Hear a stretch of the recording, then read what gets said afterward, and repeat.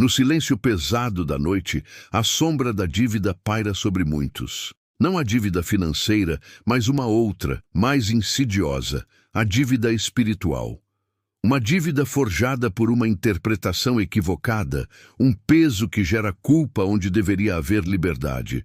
Por séculos, o nome de Malaquias ecoou nos púlpitos, amarrado a uma única mensagem: o dízimo. Roubará o homem a Deus?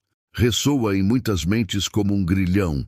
Mas e se eu te dissesse que a verdadeira mensagem de Malaquias é infinitamente maior do que um simples cálculo de porcentagens? E se o profeta que muitos conhecem apenas como o profeta do dízimo foi, na verdade, um arauto de um avivamento radical, uma voz clamando por justiça, integridade e um retorno genuíno ao coração de Deus? Prepare-se para desvendar as profundezas de Malaquias e descobrir como sua voz, tão mal compreendida, nos convoca hoje para algo verdadeiramente maior. A narrativa bíblica é vasta e complexa e muitas vezes focamos em fragmentos, perdendo o panorama completo. O livro de Malaquias é um desses exemplos. Posicionado no final do Antigo Testamento, ele serve como uma ponte, um elo final entre a antiga aliança e a promessa iminente do Messias. Mas sua voz é frequentemente abafada por um único e controverso capítulo, o capítulo 3, versículos 8 a 10. Onde muitos enxergam apenas a imposição do dízimo, Malaquias enxerga um povo desviado, um sacerdócio corrupto e uma aliança quebrada. Para entender a verdadeira profundidade de Malaquias, precisamos nos transportar para o seu tempo. Jerusalém havia sido reconstruída após o exílio babilônico.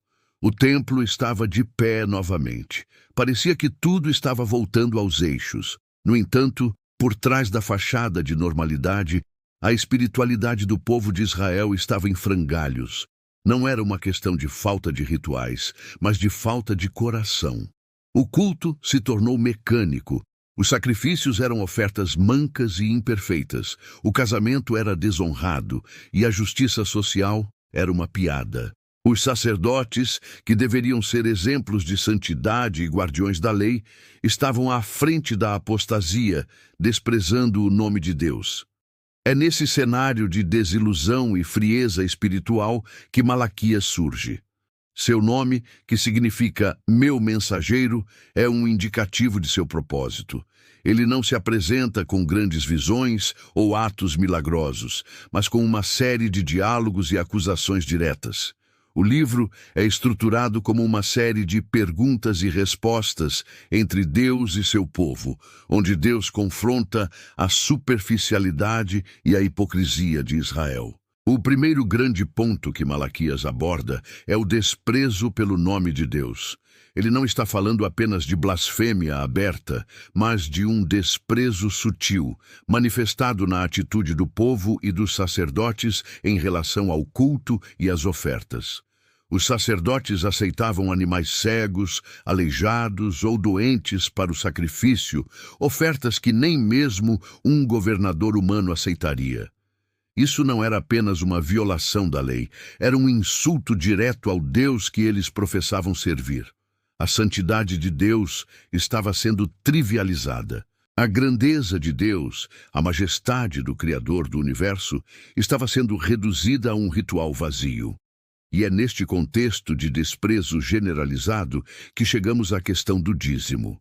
Malaquias 3, 8, 10. Não é um mandamento isolado sobre finanças. É uma consequência da falta de honra a Deus. Quando Deus diz, roubará o homem a Deus, ele está se referindo à omissão não apenas do dízimo, mas das ofertas. As primícias e o dízimo eram, na verdade, a provisão para os levitas, os sacerdotes e também para os pobres e estrangeiros. A retenção não era apenas uma questão financeira, era uma falha em sustentar o culto a Deus e em cuidar dos necessitados. Era um sintoma de um coração que havia se afastado de Deus. Quando Malaquias fala sobre abrir as janelas dos céus e derramar bênçãos sem medida, ele não está prometendo riqueza material em troca de um cheque. Ele está falando de uma restauração da aliança, de um retorno à ordem divina. A bênção prometida não é apenas prosperidade, mas a remoção da praga sobre a terra, a proteção contra gafanhotos, a garantia de colheitas abundantes. Era um sinal de que Deus estava satisfeito com a obediência e o reconhecimento de sua soberania. Era uma bênção que se estendia à nação como um todo, não apenas ao indivíduo que entregava o dízimo. Mas o que é maior do que o dízimo na mensagem de Malaquias? Primeiro, é a justiça social. Malaquias denuncia a opressão dos assalariados, as viúvas e os órfãos. Malaquias 3:5. Ele condena aqueles que não se preocupam com os mais vulneráveis da sociedade.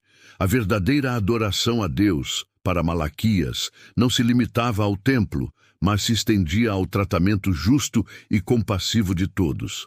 O dízimo, em sua essência, era parte de um sistema que visava garantir a justiça social, provendo para aqueles que não possuíam terras ou meios de subsistência.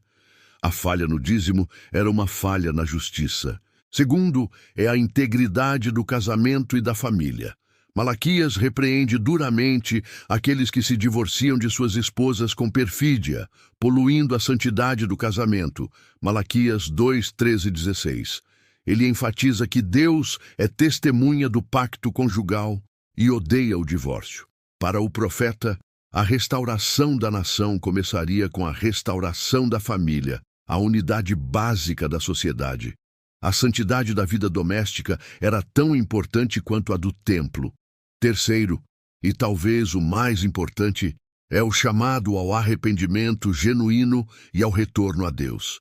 Malaquias não está interessado em rituais vazios, mas em um coração transformado.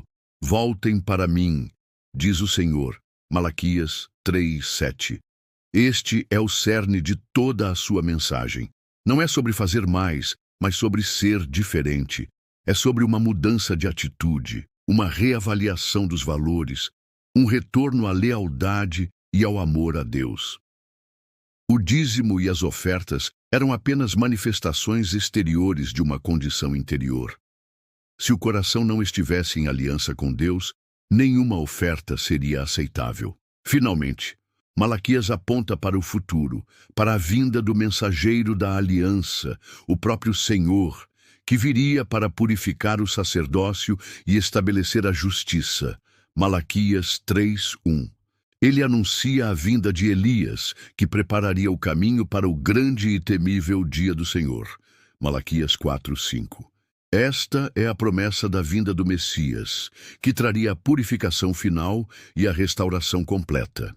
O profeta do dízimo é, na verdade, o profeta que aponta para Jesus Cristo, o verdadeiro mediador da aliança, que com seu sacrifício perfeito inaugurou uma nova e eterna aliança, onde a verdadeira oferta é a vida entregue em amor e obediência.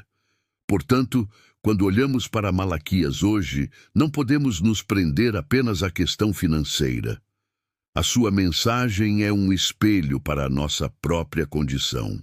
Estamos honrando a Deus em todas as áreas de nossas vidas. Estamos buscando a justiça para os oprimidos.